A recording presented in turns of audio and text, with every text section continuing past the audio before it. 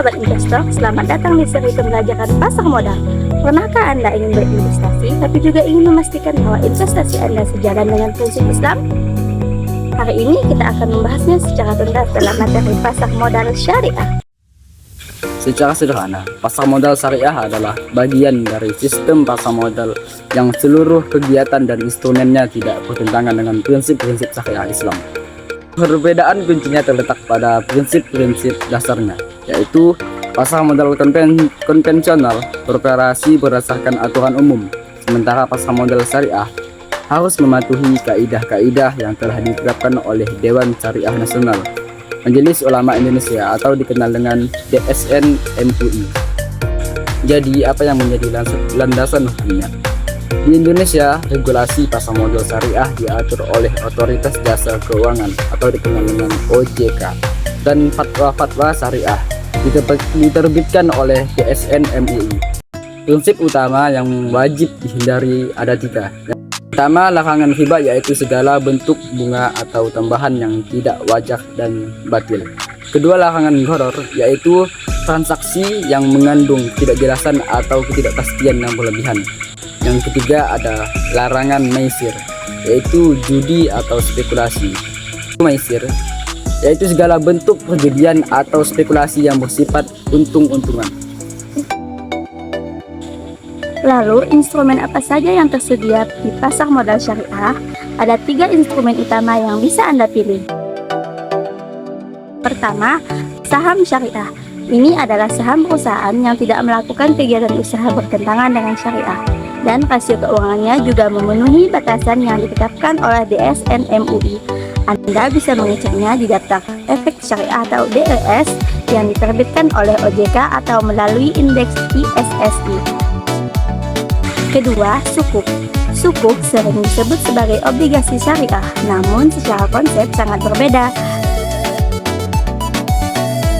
Jika obligasi adalah surat utang, sukuk adalah surat bukti kepemilikan atas aset atau proyek yang mendasari.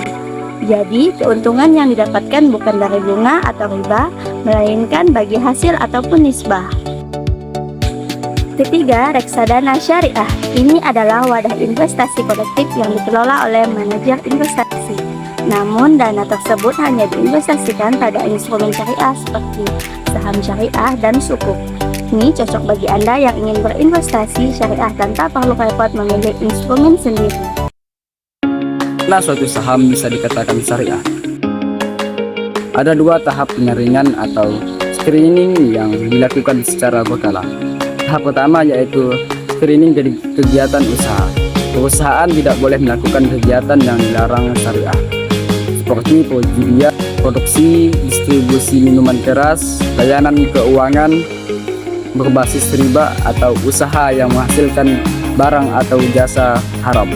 Tahap kedua yaitu screening rasio keuangan. Ada 2 batasan. Yang pertama itu total uang berbasis bunga.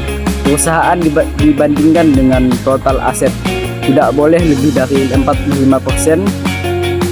Yang kedua yaitu ada total pendapatan non halal, yaitu dibandingkan dengan total pendapatan usaha tidak boleh dari 10%.